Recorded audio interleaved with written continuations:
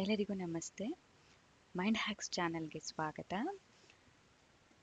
ಯಾರೆಲ್ಲ ಅಝೂರ್ ಎ9 ಸರ್ಟಿಫಿಕೇಷನ್ನ ಮಾಡಬೇಕು ಅಂತ ಅಂದ್ಕೊಂಡಿದ್ದೀರಾ, ಅದರಲ್ಲೂ ಕನ್ನಡದಲ್ಲಿ ಮಾಡಬೇಕು ಅಂತ ಅಂದ್ಕೊಂಡಿದ್ದೀರಾ, ಸೊ ಅವರಿಗೋಸ್ಕರ ಅಝೂರ್ ಎ ಐ ಫಂಡಮೆಂಟಲ್ ಸರ್ಟಿಫಿಕೇಷನ್ ಕೋರ್ಸನ್ನು ಕನ್ನಡದಲ್ಲಿ ಸ್ಟಾರ್ಟ್ ಮಾಡ್ತಾ ಇದ್ದೀನಿ.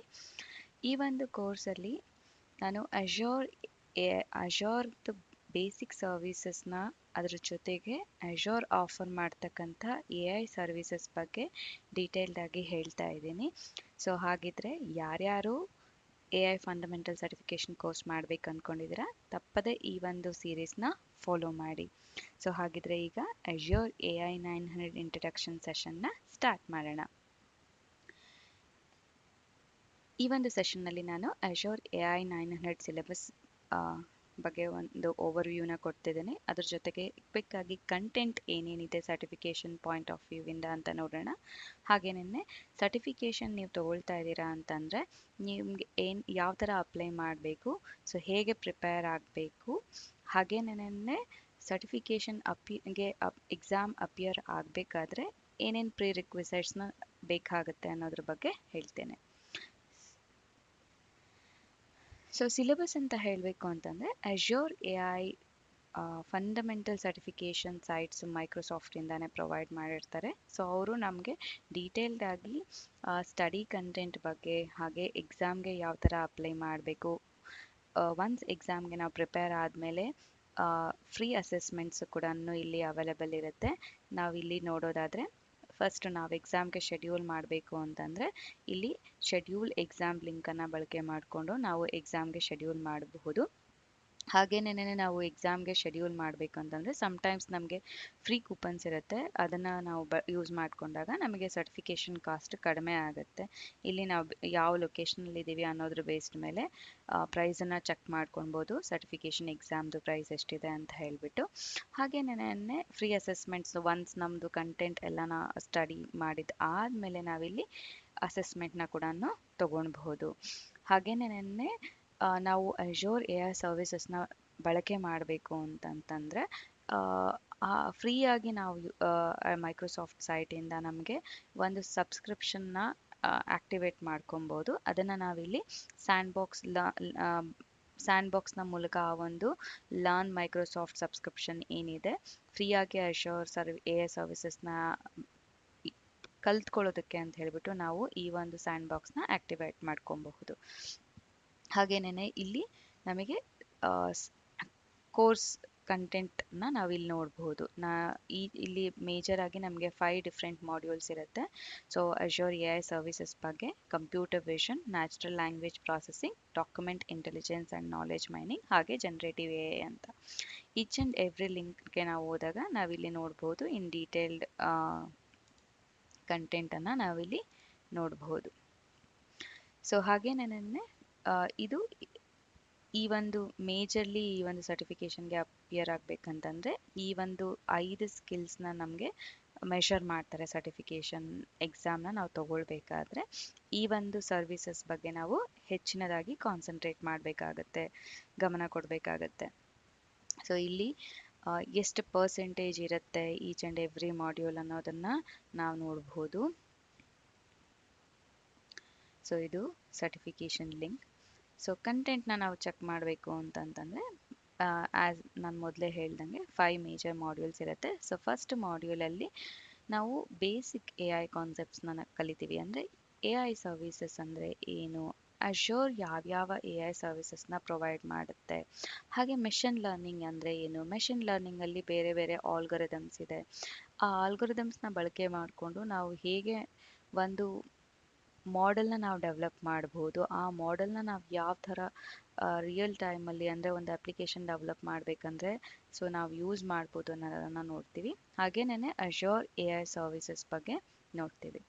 ಸೊ ಅದಾದಮೇಲೆ ಮೇಜರ್ ಆಗಿ ನಾವು ಕಂಪ್ಯೂಟರ್ ವಿಷನ್ ಸರ್ವಿಸ್ನ ನೋಡ್ತೀವಿ. ಸೊ ಆ ಕಂಪ್ಯೂಟರ್ ವಿಷನ್ ಕಾನ್ಸೆಪ್ಟಲ್ಲಿ ನಾವು ಬೇರೆ ಬೇರೆ ಕಂಪ್ಯೂಟರ್ ವಿಷನ್ ಸರ್ವಿಸಸ್ ಏನಿದೆ, ಲೈಕ್ ಫೇಶಿಯಲ್ ರೆಕಗ್ನೈಸೇಷನ್ ಇರಬಹುದು, ಆಪ್ಟಿಕಲ್ ಕ್ಯಾರೆಕ್ಟರ್ ರೆಕಗ್ನೈಸೇಷನ್, ಹಾಗೆ ಇಮೇಜ್ ಅನಾಲಿಸಿಸ್, ಆ ಥರ ಬೇರೆ ಬೇರೆ ಸರ್ವಿಸಸ್ ಇದೆ ಅಝೂರಲ್ಲಿ.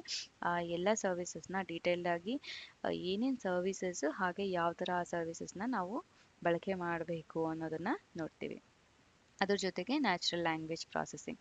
ಸೊ ನ್ಯಾಚುರಲ್ ಲ್ಯಾಂಗ್ವೇಜ್ ಪ್ರಾಸೆಸಿಂಗಲ್ಲಿ ನಾವು NLPನ ಬಳಕೆ ಮಾಡಿಕೊಂಡು ಅಶ್ಯೂರ್ ಕೆಲವೊಂದು ಸರ್ವಿಸಸ್ನ ಆಫರ್ ಮಾಡುತ್ತೆ. ಆ ಒಂದು ಸರ್ವಿಸಸ್ಸಲ್ಲಿ ನಮಗೆ ಬೇಸಿಕಲಿ ಹೆಂಗೆ ಅಂತಂದರೆ ಕನ್ವರ್ಷನ್ ಇರುತ್ತೆ, ಲ್ಯಾಂಗ್ವೇಜ್ ಟು ಲ್ಯಾಂಗ್ವೇಜ್ ಕನ್ವರ್ಷನ್, ಒಂದು ಭಾಷೆಯಿಂದ ಮತ್ತೊಂದು ಭಾಷೆಗೆ ಭಾಷಾಂತರ ಮಾಡ್ತಕ್ಕಂಥದ್ದು. ಹಾಗೇನೇ ಸ್ಪೀಚ್ ಟು ಸ್ಪೀಚ್ ಕನ್ವರ್ಷನ್ ಇರುತ್ತೆ, ಹಾಗೇನೆ text to speech, speech to text conversions ಏನಿರುತ್ತೆ ಆ ಥರ ಸರ್ವಿಸಸ್ನ ನಾವು ಇಲ್ಲಿ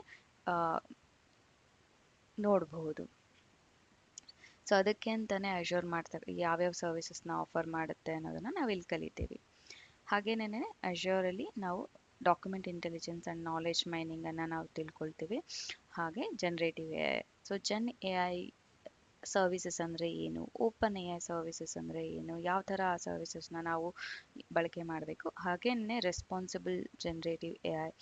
ಸೊ ಇಲ್ಲಿ ನಾವು ಈಗ ಒಂದು AI ಮಾಡೆಲನ್ನು ನಾವು ಡೆವಲಪ್ ಮಾಡ್ತಾ ಇದ್ದೀವಿ ಅಂತಂದರೆ ಕೆಲವೊಂದು ಪ್ರಿನ್ಸಿಪಲ್ಸ್ನ ನಾವು ಫಾಲೋ ಮಾಡಬೇಕಾಗತ್ತೆ ಅದನ್ನು ಬಳಕೆ ಮಾಡಬೇಕು ಅಂತಂದರೆ. ಅಂದರೆ ಅದು ಯಾರಿಗೂ ಹಾರ್ಮ್ ಮಾಡಬಾರ್ದು, ಹಾಗೇನೆ ಸೊ ಏನು ಭಯಾಸ್ ಇರಬಾರ್ದು ನಾವು ಡೆವಲಪ್ ಮಾಡ್ತಕ್ಕಂತಹ ಮಾಡೆಲಲ್ಲಿ ಅಂತ ಹೇಳಿಬಿಟ್ಟು ಕೆಲವೊಂದು ಪ್ರಿನ್ಸಿಪಲ್ಸ್ ಇರುತ್ತೆ. ಏನೇನು ಪ್ರಿನ್ಸಿಪಲ್ಸ್ನ ನಾವು ಫಾಲೋ ಮಾಡಬೇಕು ಒಂದು AI ಮಾಡೆಲ್ನ ಡೆವಲಪ್ ಮಾಡಬೇಕು ಅಂತಂದರೆ ಅನ್ನೋದನ್ನು ಇಲ್ಲಿ ನೋಡ್ತೀವಿ. ಸೊ ಇದಿಷ್ಟನ್ನು AI ನಾನೆಟ್ ಕೋರ್ಸ್ನ ಕಂಟೆಂಟ್ ಆಗಿರುತ್ತೆ. ಸೊ ಇಷ್ಟನ್ನು ನಾವು ಈ ಒಂದು ಸೀರೀಸಲ್ಲಿ ಕಲಿತಾ ಇದ್ದೀವಿ.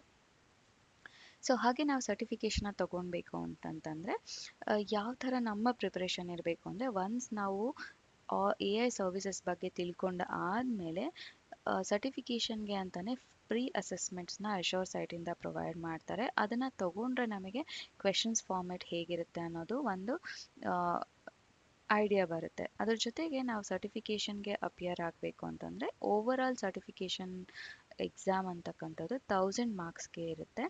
ಎಲ್ಲ ಕ್ವೆಶನ್ಸು ಕೂಡ ಮಲ್ಟಿಪಲ್ಸ್ ಚಾಯ್ಸ್ ಥರ ಇರುತ್ತೆ. ಅಂದರೆ ನಾವು ಕಂಪ್ಲೀಟಾಗಿ ಬರೆಯೋ ಥರ ಡಿಸ್ಕ್ರಿಪ್ಟಿವ್ ಥರ ಇರೋದಿಲ್ಲ. ಕ್ವೆಶನ್ ಫಾರ್ಮ್ಯಾಟ್ಸ್ ಹೇಗಿರುತ್ತೆ ಅಂತಂತಂದರೆ multiple choice, drag and drop, ಹಾಗೇನೇ true or false question type ಇರುತ್ತೆ. ಈ ಕ್ವೆಶನ್ಸ್ ನಂಬರ್ಸ್ ಕೂಡ ವೇರಿ ಆಗುತ್ತೆ, 30 to 50 ಕ್ವೆಶನ್ಸ್ ವೇರಿ ಆಗುತ್ತೆ. ಯಾಕೆಂದರೆ ನಾವು ಎಕ್ಸಾಮ್ ಅಪಿಯರ್ ಆಗಬೇಕು ಅಂತಂದರೆ ನಮ್ಮ ಎಕ್ಸ್ಪರ್ಟೈಸ್ ಲೆವೆಲನ್ನು ಕೇಳ್ತಾರೆ. ಅಂದರೆ ನಾವು ಎಕ್ಸ್ಪರ್ಟ್ ಇದ್ದೀವಾ, ಮಾಡ್ರೇಟ್ ಇದ್ದೀವಾ, ಬಿಗಿನರ್ ಇದ್ದೀವಾ ಅಂತ ಹೇಳಿಬಿಟ್ಟು ನಾವು ಯಾವ ಆಪ್ಷನ್ನ ಚೂಸ್ ಮಾಡ್ತೀವಿ ಅದ್ರ ಬೇಸ್ಡ್ ಮೇಲೆ ಡಿಫಿಕಲ್ಟಿ ಲೆವೆಲ್ ಅಂತಕ್ಕಂಥದ್ದು ವೇರಿ ಆಗುತ್ತೆ. ಅದರಿಂದ ನಾವು ಎಕ್ಸಾಮ್ಗೆ ಅಪಿಯರ್ ಆಗಬೇಕು ಅಂತಂದರೆ ನಾವು ಅದನ್ನು ಚೂಸ್ ಮಾಡಬೇಕಾಗತ್ತೆ ಪ್ರಾಪರಾಗಿ. ಹಾಗೇನೆ ಕಂಪ್ಲೀಟ್ಲಿ ನಾವು ಐದರ್ ಆನ್ಲೈನ್ ಆದರೂ ಹೋಗ್ಬೋದು, ಆಫ್ಲೈನ್ ಆದರೂ ಎಕ್ಸಾಮ್ಗೆ ಅಪಿಯರ್ ಆಗ್ಬೋದು.